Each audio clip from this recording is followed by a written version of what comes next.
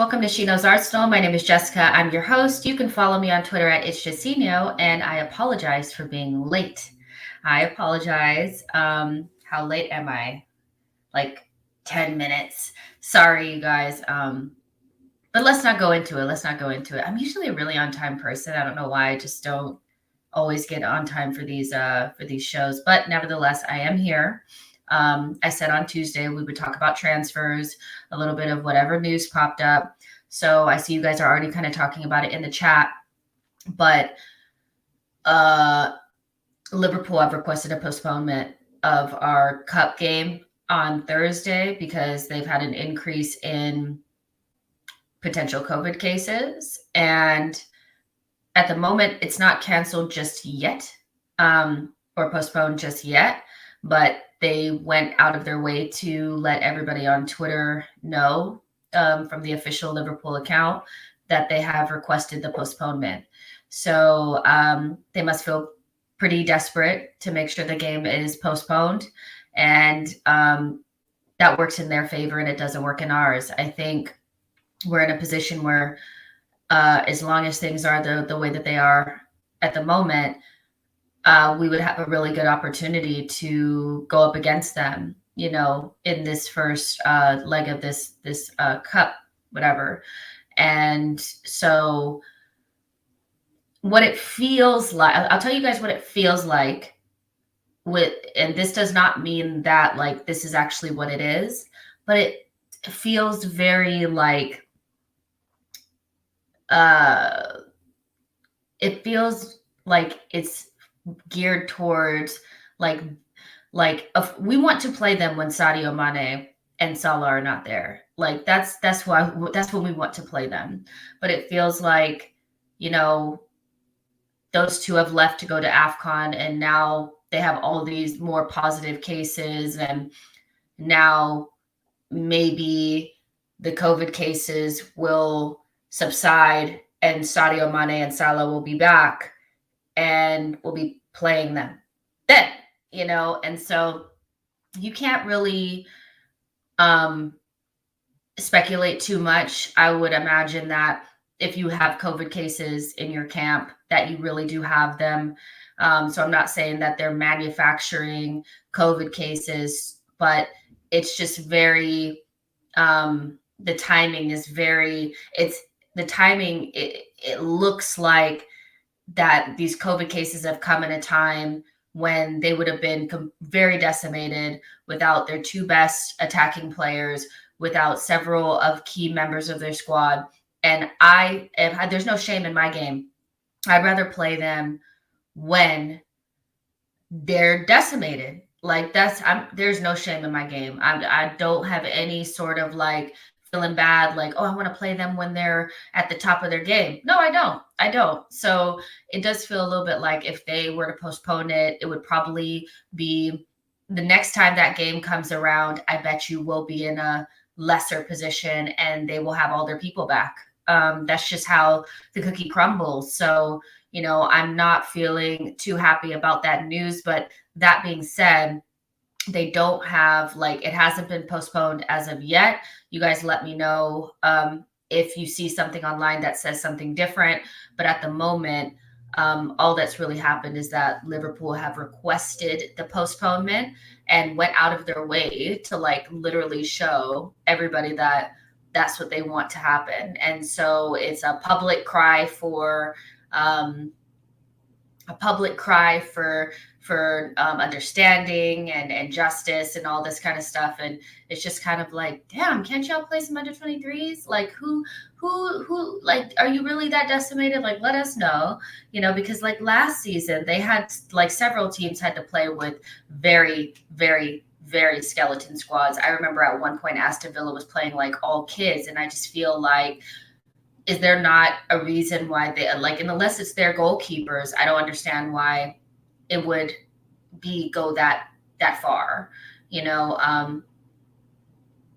So yeah, I mean, I don't know. It must be goalkeepers. It has to be something like that because otherwise you should be able to play with under 23s. I get it. Like Tony's saying, Liverpool would have played their under 23s anyway. So yeah, it's just basically what I'm saying is it doesn't feel good because I know when this game gets postponed, when they decide to reschedule it, it'll be in a period of time that is not beneficial to us and probably more beneficial to them, because this is probably the worst time for Liverpool because they have injuries, they have COVID, and their two best players are out to AFCON. So that's all I'm saying. But it hasn't been postponed yet. Whatever, it is what it is. But let's start talking a little bit about the transfer news. So I guess what I'll start off with is that Ainsley Maitland-Niles is gone, baby. He's gone. Not forever, because it's just a loan with no options whatsoever. So no option to buy, no obligation to buy, but just a straight loan to Roma for 6 months. And so the most popular tweet that I've seen in the Arsenal fan base today is, surely we're getting a midfielder. I have seen that particular tweet from like 20, 30 people. Surely we're getting a midfielder. If we are confident enough to send Ainsley Maitland-Niles on a loan, then we should be like getting a midfielder in. I mean, we are skint, we are skeleton, we are malnourished in the midfield. And so I would think that somebody's going to come in. But Nashville's asking is it confirmed? I will read you guys the tweet that had come out from, let's see who this is. Sammy McBell says Ainsley Maitland-Niles cleared to leave Arsenal for Roma this month. Arsenal are set to respond to Roma's offer of a loan deal with a view to a permanent move in the summer in the next 24 hours. No final agreement yet, but moving in the right direction. Story shortly on Mail Sport. Then an hour ago, he reported that the deal between Roma and Arsenal for a loan of Ainsley Maitland-Niles is now agreed. The medical is expected to take place in London tomorrow. Final paperwork should be completed tonight. Loan fee involved, but small, not more than $2 million. So, there you go. So that's pretty much. It's also Orenstein and Romano official. Those are like the official guys, I guess. So it's happening, and I think that like, it is what it is. Like, it is what it is. He's, I think, here's the way that I kind of think about it is that we got to be getting a midfielder. So I'm not too like stressed out about it. But I think Ainsley Maitland-Niles, like, even if Roma is just using him for 6 months, which would be like so annoying. I think that like he's better off playing so that we can get as much for him as we possibly can. I think this, for me, kind of spells the end of Ainsley Maitland-Niles' career at Arsenal, right? Like now it's kind of like, I feel like he needs that playing time to get that move. And so whether or not Roma decide to buy him at the end of the season, hopefully they will play him enough where somebody will see him and say like, hey, this guy is exactly what we're looking for a midfielder or a utility player or whatever, So on that front, if we're not talking about what's going on with our midfield, I do think Ainsley Maitland-Niles needs like real game time. I think he needs to be playing day in and day out. Now, we don't know what's going to happen with Jose Mourinho. He may get him there and sit him on the bench, but hopefully he gets that game time. And this is probably what Ainsley wants.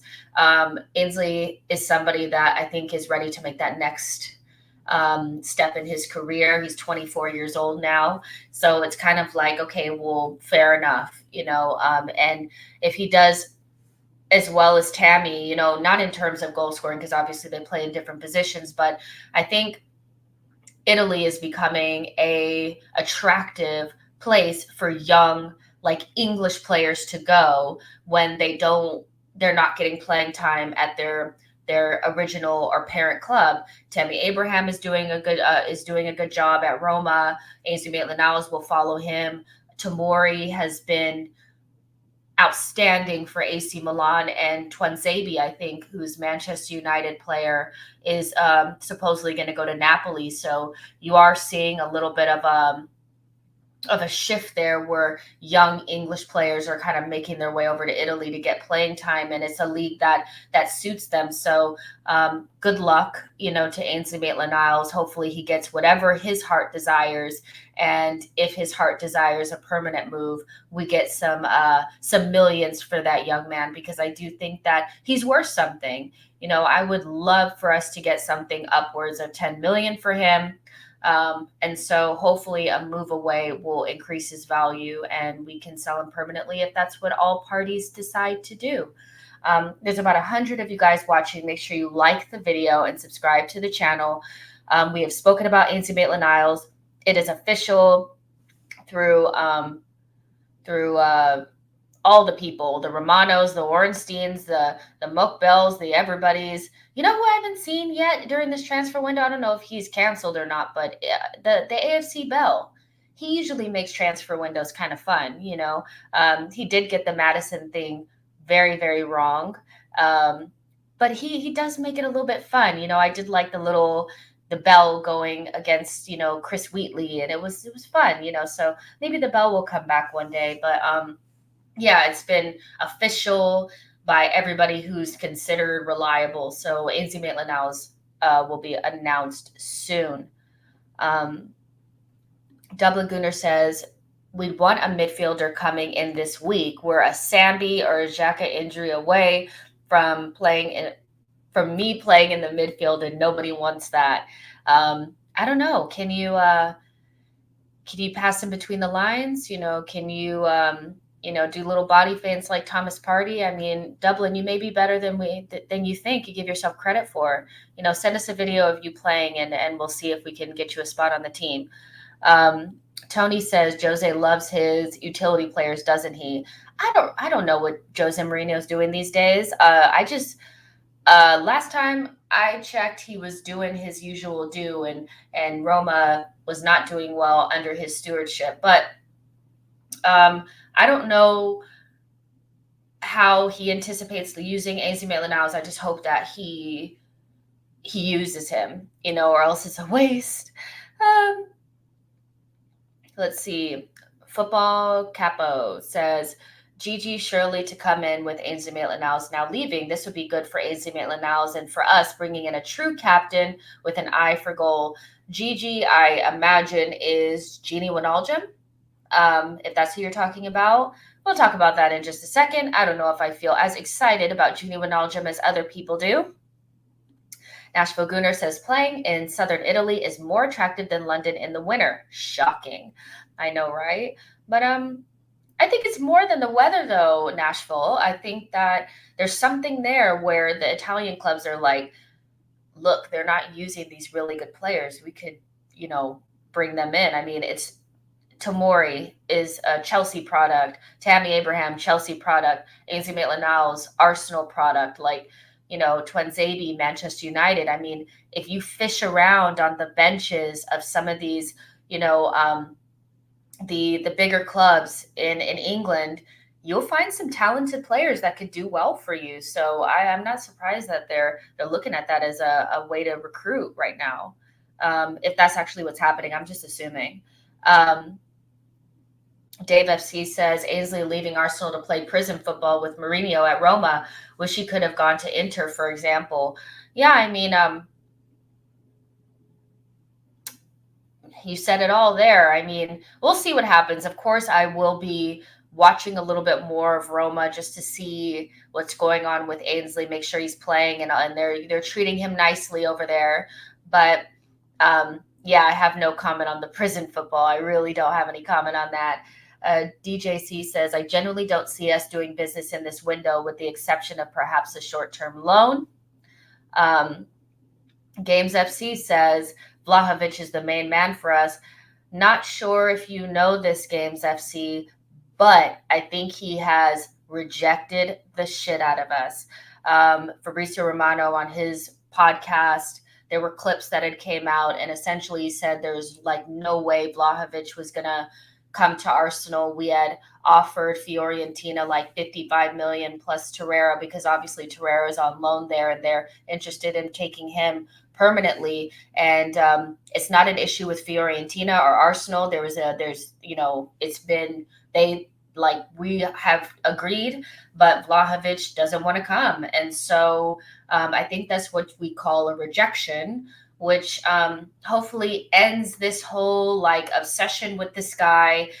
For me, Vlahovic, he just feels hyped as hell right now. And like, I just feel like a couple of Arsenal YouTubers or Instagrammers or Twitterers come out here with a couple of different names, and the whole fan base just decides that's the guy for us. Like, example Awar, example so-and-so, example so. We've had so many of these. And so I feel like he's no different. We can kind of bury this one now because he's not interested. And personally, I'm not interested in anybody who ain't interested in me, so we move on. We move. Yo-Yo says Sander Berg coming in. Let me know more about that. Are you just guessing, or is that like a thing? S says the AFC Bell is retired about 3 times now. Need him to come back out of retirement. I mean, he was he was fun.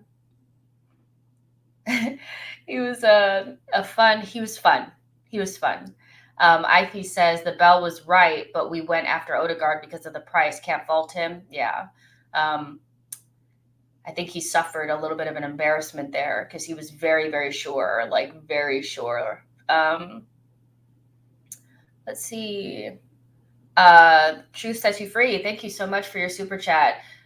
Says she is amazing. Thank you so much. Great knowledge. I'm a Spurs supporter, but I'm a fan of this legendary American. Thank you. Thank you so much. I really appreciate that. Yeah. So let's go ahead. Let's move on a little bit. Yeah. So let's talk about, so we kind of talked about the Vlahovic thing. That's something that I did want to go ahead and bring up, that, it doesn't look like that is going to, that doesn't look like it's going to work out. But there have been strongish, if not just noisy, links to Alexander Isak from Real Sociedad. And obviously he has a release clause. I think all players in La Liga have one, and his is high. It's like 75 million or something like that. But I don't know if this is just connected to Barcelona or not. The rumors are like, Real Sociedad doesn't want to strengthen Barcelona, so they're willing to sell him to us, and we are willing to front the money that it would take to bring him to the Emirates. And so this has led to a little bit of a debate amongst Arsenal fans on whether or not he's good enough. We know that he only has 4 goals and 1 assist this season for Real Sociedad, but also I think Real Sociedad has only scored 20 goals this season. They are like very much so struggling in the goal scoring department. And so when I think like last season he had like 17 goals or something like that. Let me just look that up really quick. You guys know me. I want to look more than just one season. Yeah. So actually when Odegaard was there,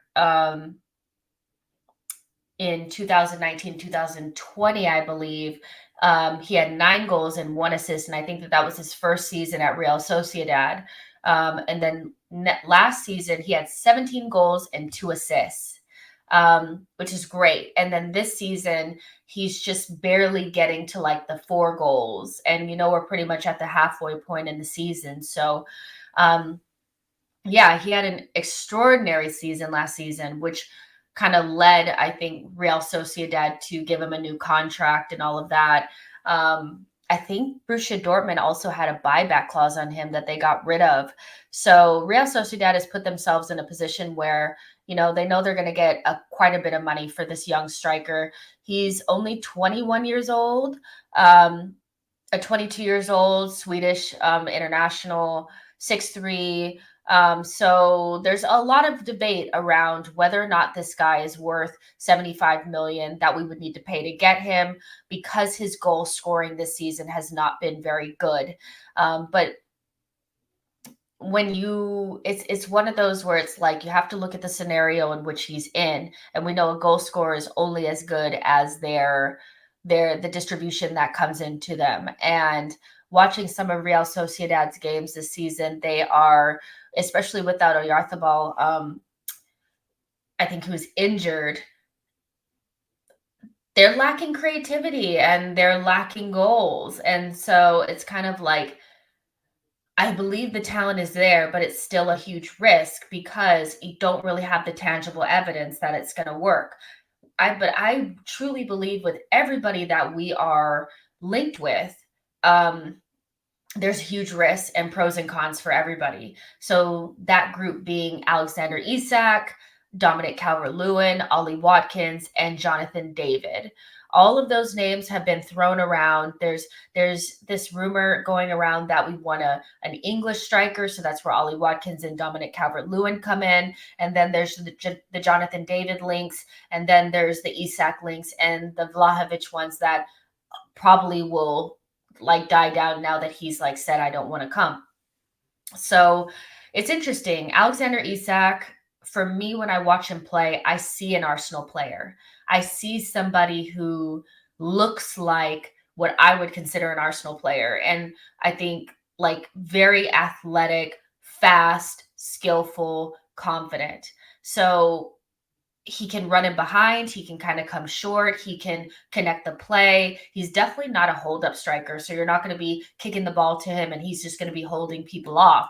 But he can turn and face and create and pass balls into the seams for the wide runners. So he does have a wholeness to his game that some of the other people that we're linked with don't have. But what he doesn't have on his side is the tangible evidence that he's going to become a striker that can score 10, 15, 20 goals for us a season in the Premier League. And I think that's where people are a little bit reluctant to really buy into this guy. 22 years old. Can he cut it in the Premier League? Kelly, who's been on the show before, has described him as wispy. He is 6'3", but is not bulked up yet. So that's something to take into consideration. Will he get bullied in the Premier League is a question.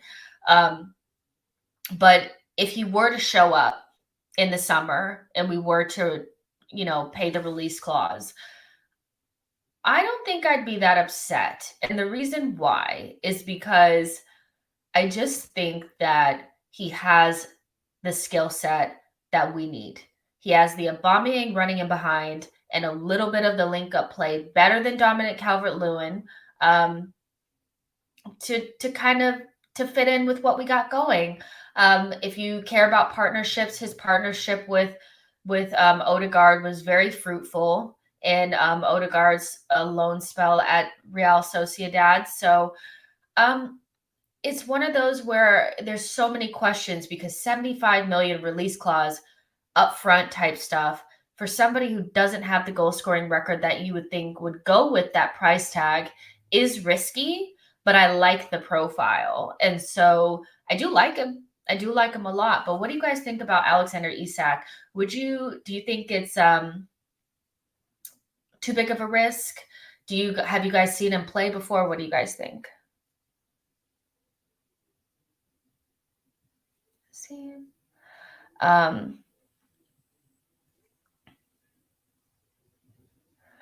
Football Capo says we have room for 2 foreign players. Nashville Gunnar says Gabriel Jesus if City gets Haaland. You guys know how I feel about Jesus, even though he was unbearable the other day. The flopping and the crying was just ugh, but I love that guy. I really, really do. I think he's so good. Dublin Gunnar says Jonathan David strikes me as a good Laka replacement. I agree. Twisted says Jess loved Dominic. So is that Dominic Calvert-Lewin? S says he has so much flair and he's very silky. He just reminds me of an Arsenal player, like the Arsenal players of old that we had that had kind of everything in their game. He's just young and raw-ish, but he has scored 17 goals in a season. So when I look at somebody who went from 9 to 17 and down to 4, I'm thinking that there might be something there with the environment, meaning they're not creating enough chances. And a team that's only scored 20 goals up until this point, I think that might be a systematic issue. or personnel issue rather than like he's just missing hella chances, if that makes sense. S says he's not a hold-up striker. He's more of a link-up player. That is true. Yo-Yo says Arsenal needs someone to replace Lacazette in the false nine unless ESR is groomed to succeed him. And this is kind of like where Jonathan David comes into the conversation a little bit more and comes to the forefront as somebody that might be a really good replacement, a good recruit, because he's not going to get you off your seat because he's not Vlahovic. He doesn't have the hype behind him that player has had. And let me tell you, that hype has been built up from the Arsenal fan base. I am telling you, we get linked with people, and then there's certain Arsenal Twitter people and stuff that start spouting out the name, and all of a sudden they become the best thing. But when I look at Jonathan David and what he does best, I even looked at him on like the FB Ref website. I was looking at his underlying metrics. And what I love to look at is players similar to Jonathan David. You know who popped up? Alexander Lacazette. He would be a perfect replacement for Lacazette if that's the type of striker we're going for. Now, people will say, well, we need more goals. Lacazette doesn't score goals. Lacazette doesn't do this. In this system, our striker is another number 10. They're not the goal scorer. And even with Lacazette in the team, since we've kind of gotten things going, Saka and Martinelli and ESR and Odegaard are scoring all the goals. Even Tierney's scoring goals. So I'm a little bit reluctant to buy into this, like, okay, well, if we bring in this false nine-ish striker that they need to be scoring a lot of goals, I think they should be better goal scorer than Lacazette, which I think Jonathan David is. But he also possesses the link-up play because he's played number 10 in the past. He can also run in behind. He can also press. And those are important things for us. That's some important things in terms of the way that we play now.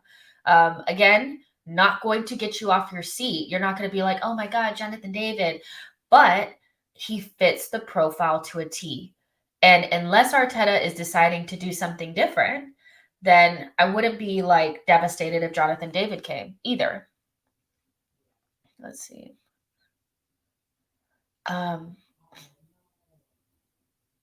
Games FC says Firmino type C1. Don1 says Isak looks good. Dave FC, who's not an Arsenal fan, says Arsenal need a technical striker who can be involved in build-up rather than a physical target man, in my opinion.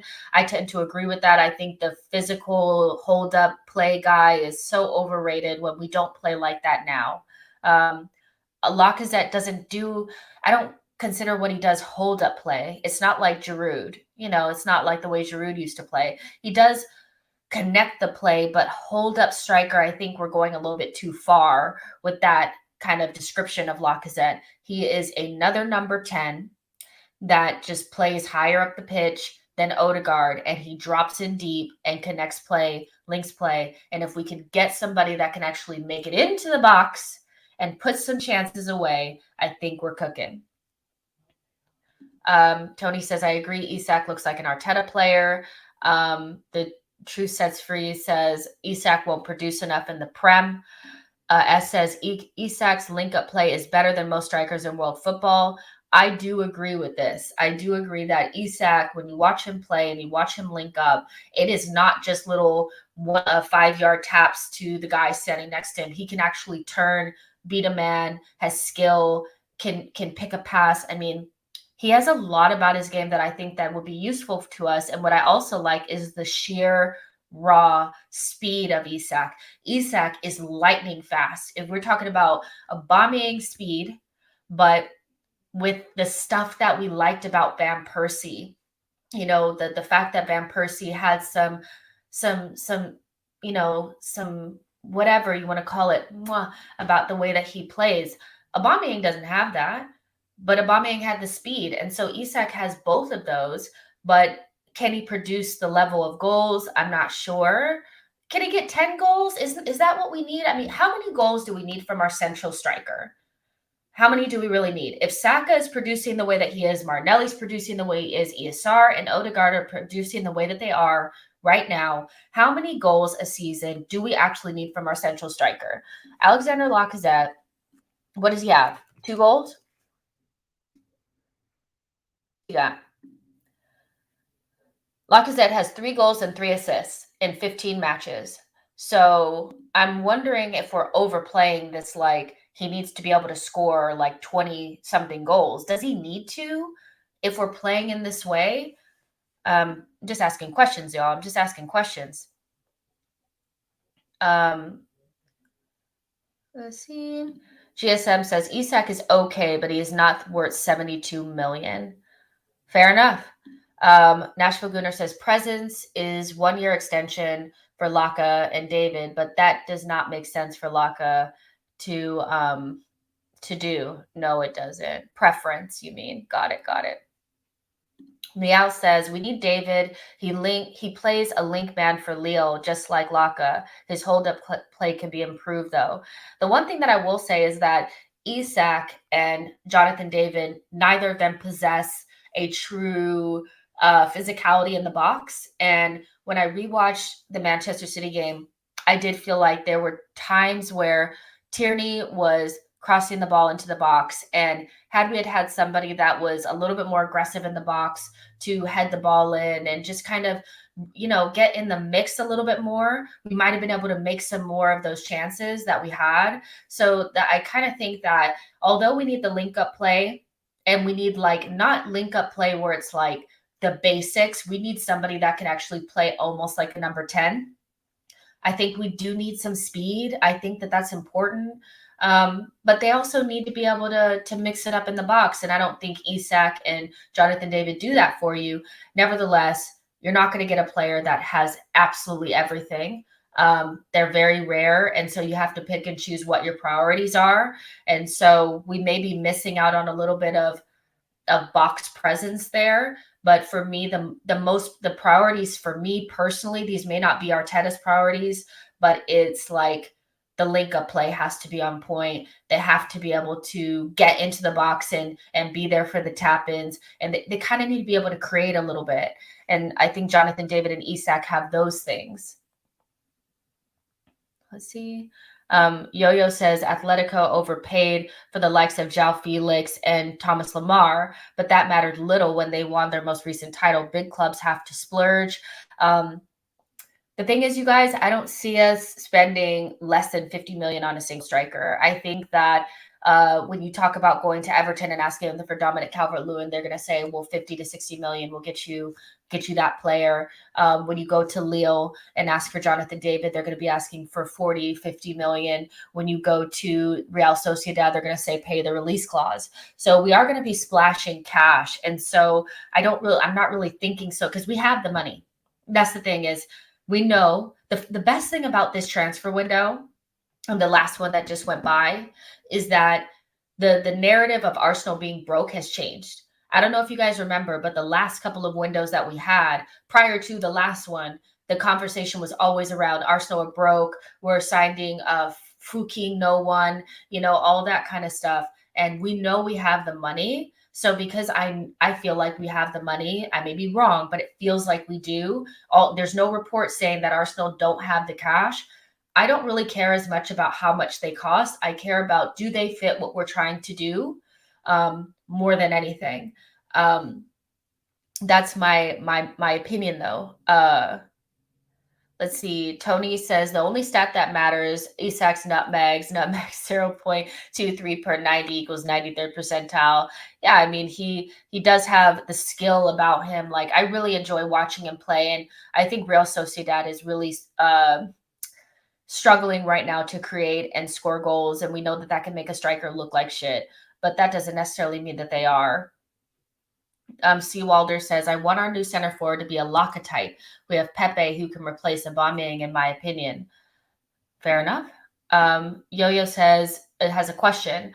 Then again, it was reported that the club wanted Abraham or Lautaro Martinez in the summer. How much of what we have seen with Laka is accidental and not intentional? See, here we go. This is also a part of the conversation, which I love. This is why I love Yo-Yo being in the chat, because you always bring like that other aspect and the deeper layer. Because we were linked to two completely different strikers in the summer. And like, do we actually know what Arteta views as his kind of striker? I mean, Lacazette may be what we're using right now because that's the better option of him or Aubameyang. But Arteta might want something completely different. And so Lacazette fits what we need right now, but we actually don't know what Arteta's looking for. It may have just been the circumstances. And being linked with two vastly different strikers in Lautaro Martinez and Tammy Abraham may also be a little bit of, we're looking for more than one. You know, Arteta may be interested in keeping that dynamic of having somebody who can run in behind and is fast, and also having somebody like Lacazette.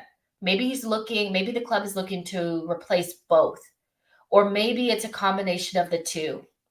And maybe there is no real intention to replace Lacazette because Lacazette is just a band-aid.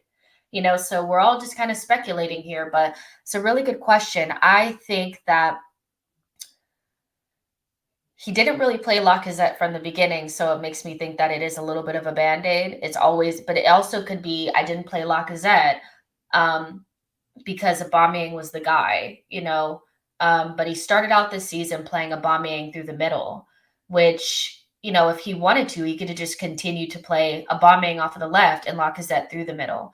So that kind of makes me think that this is a little bit of something that we stumbled upon. It works for us, but I'm not convinced that the Lacazette replacement is really what we're trying to do. I think it was a really good band-aid in a time where we couldn't get Aubameyang firing.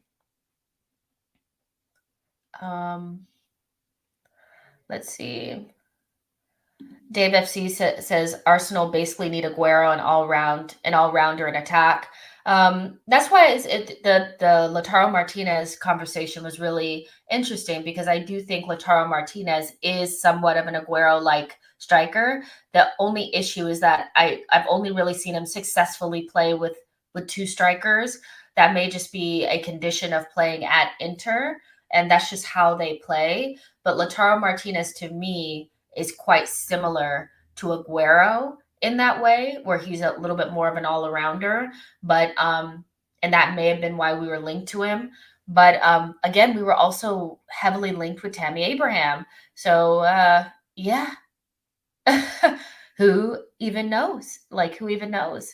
So yeah, we're all kind of guessing right now. Yeah, you guys are saying he needs to be able to score 15 goals at least. Niall, 10 or 15 goals at least. Nashville, 14 to 18 goals a season. Morris says 10 goals at least. Twisted says 20. Snake Eyes, 15. Prince, 20. 15 done one. So, I mean, 10, I think it's closer to 10 to 15 goals. Lacazette can't give you that. But I think in a system that's creating chances and the group of players that we have, I think Jonathan David and Alexander Isak could give you that level of goals. But who knows? You know, so there you go. But let's see. Don One says, I don't want Arsenal to rush these transfer decisions. Do your research and due diligence before we commit. Yeah, for sure. Yeah, so I lean a little bit closer to wanting a technical player that can drop in, link play, and play kind of like what do the things that Lacazette is doing. And I think both Isak and Jonathan David could do those in different ways because they're different types of players. But Alexander Isak gives you the running in behind ability, and he gives you a little bit of the Aubameyang, you know, and those skills are also important. But then you have Martinelli who can do those. So it's a really interesting conversation. But the Alexander Isak, like, links are getting a lot stronger. And although I don't think it's something that we get done in this window, it is important because the season will end, and that is going to be the topic of conversation because Lacazette will be gone, and I'm sure Aubameyang is on his way out. It feels like he's on the way out. So, you know, we will be getting a new striker, and so we'll see what happens. There's almost 300 of you guys watching, which is insanity. what have I done? Like, what have I done? This is amazing. Thank you guys. I really appreciate you guys for like coming and chilling and, you know, just having this like conversation about transfers. I love this shit. Make sure you guys like the video and subscribe to the channel. And let me think, are there any other rumors that we can talk about? I guess we can touch on the midfield a little bit, since that's probably really important as well, because we don't have any midfielders. When Ainsley Maitland-Niles goes, which looks certain, we don't have oh yeah, Tony says, I put transfer in the title. That's what you did. I did. I had my tags on. I was doing a good job making sure that you guys came. Because that's the thing is when you talk about transfers, people are so interested in it. But yeah, talk about the midfield a little bit. There was somebody earlier that said that they didn't think that they could see anything but like a short-term loan deal in this transfer window. And I wouldn't be surprised at that either, like doing something a little bit more short term, because the central midfielder signing has to be perfect. Like it literally has to be, because they need to work really well with Thomas Partey. They need to fit the project. Like it's going to be a huge signing, because that signing could change the trajectory of what we're trying to do. And so it's kind of like, you know, what are we going to do there? Gini Wijnaldum is a name that keeps coming up as a short-term option, because he is not getting any playing time at PSG. And so Arsenal are supposedly looking at a short-term loan for him.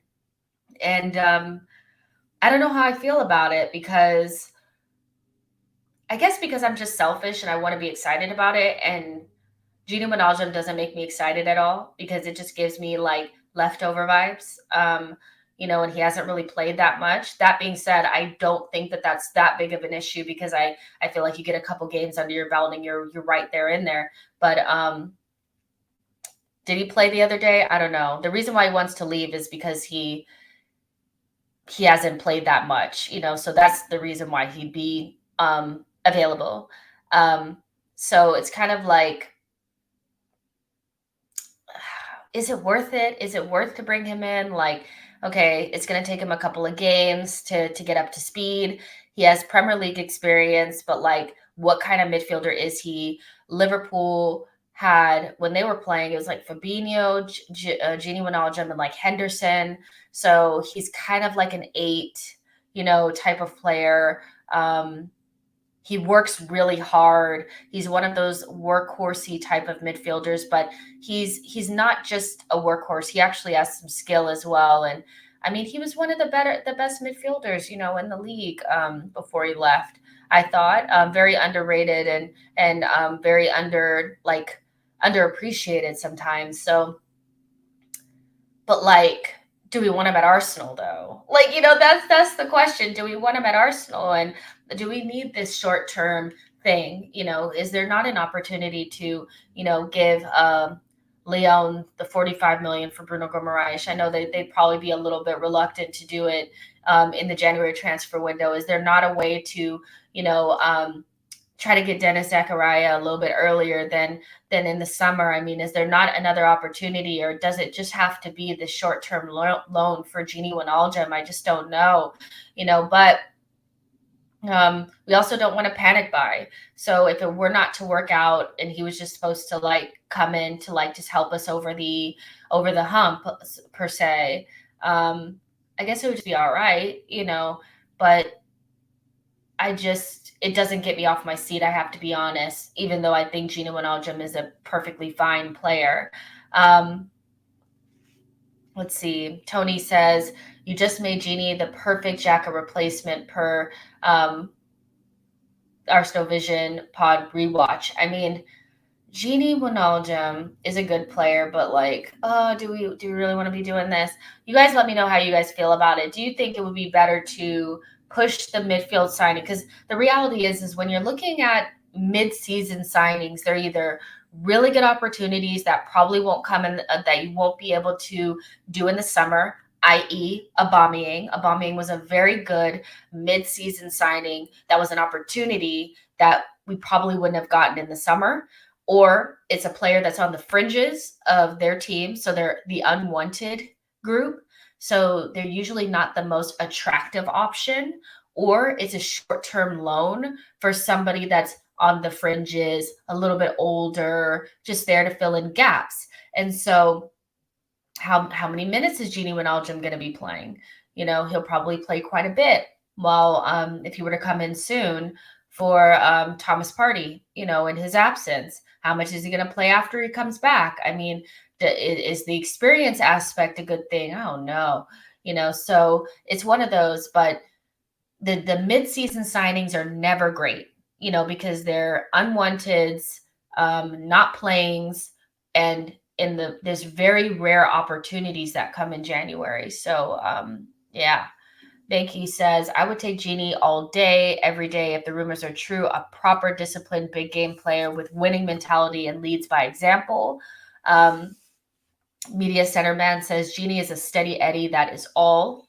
Those are like two completely different opinions on the same player. One person is saying proper, disciplined, big game player, winning mentality, and leads by example. The other person is saying a steady Eddie, and that's all. And that's the thing. It's divisive because it doesn't feel like a home run. It's kind of a Band-Aid, Kevy Kev says, Jess, we are very light in midfield with AFCON. Genie makes sense. Fair enough.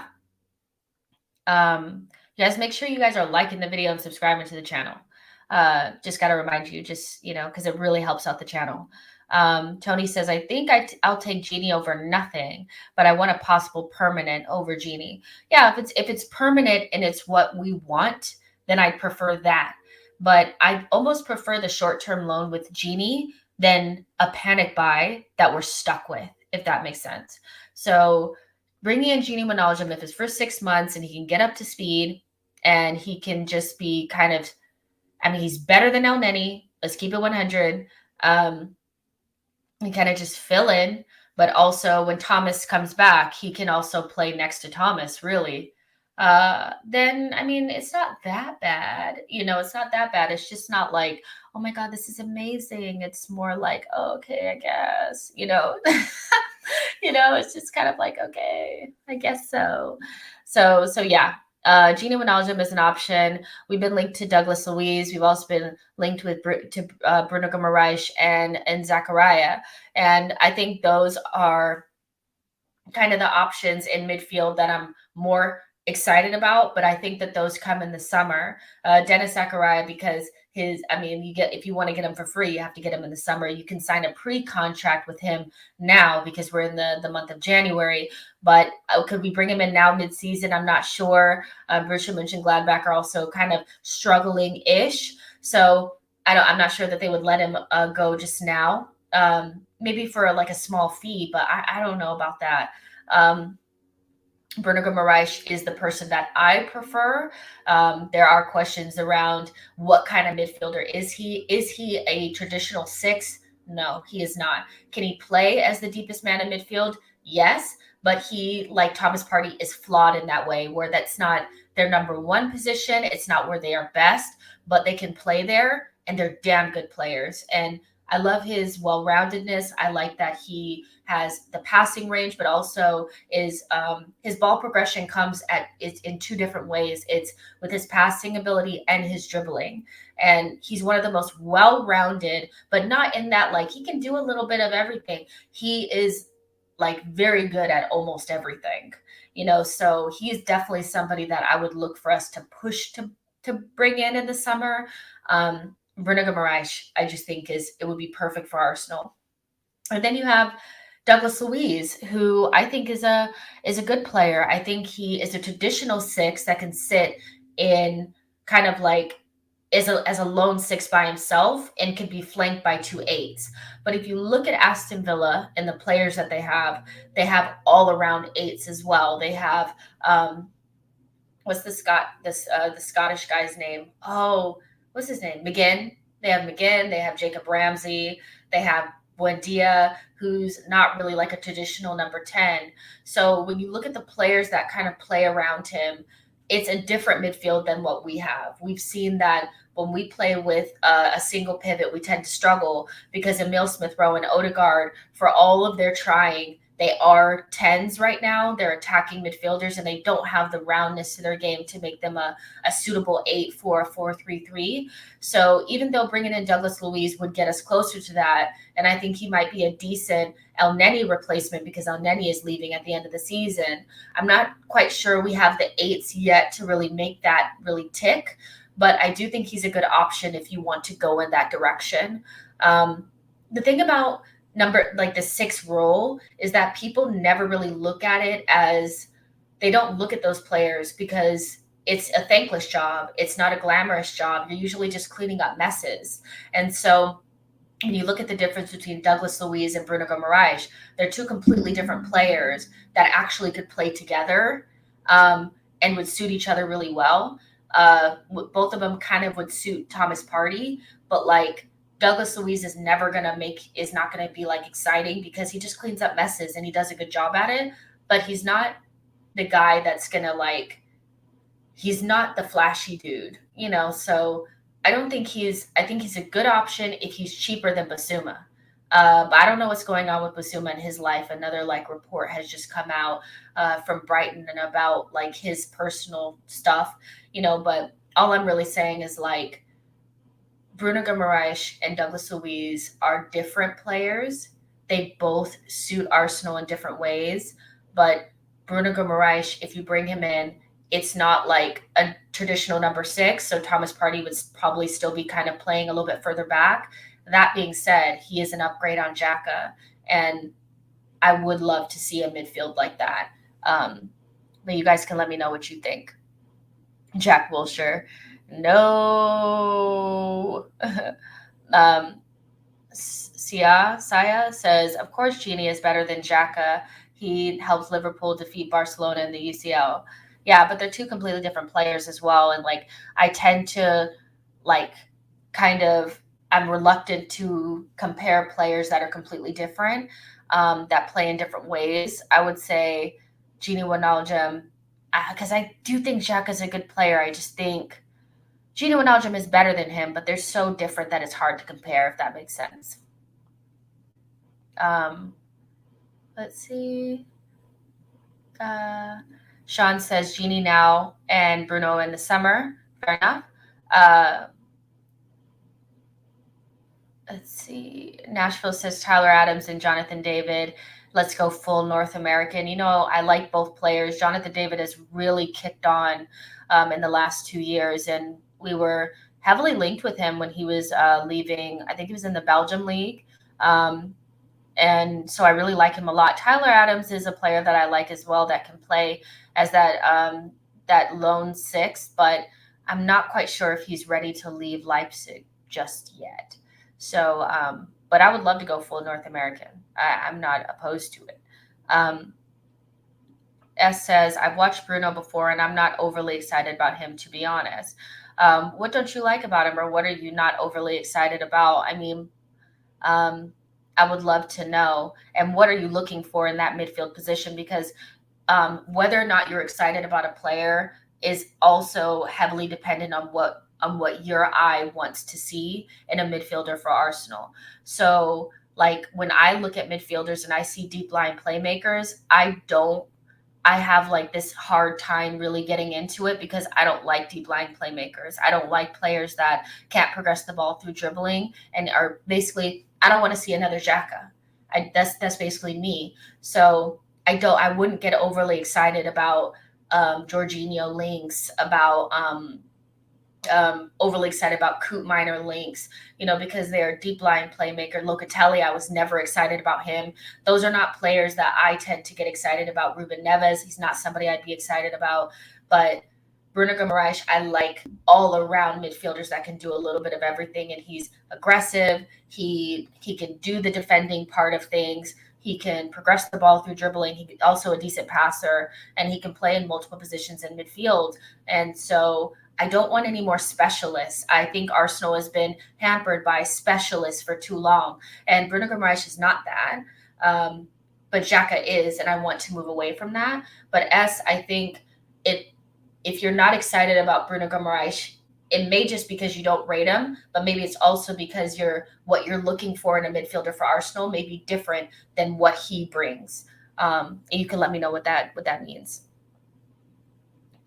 People are excited still about Renato Sanchez. I think that guy is so overhyped. I just don't see how somebody who can't stay fit helps us out. Yo-Yo says, wasn't Douglas Luiz a City reject? There could be legs to the rumors if Arteta was there at that time, just like Pablo Marie. Oh my goodness, no.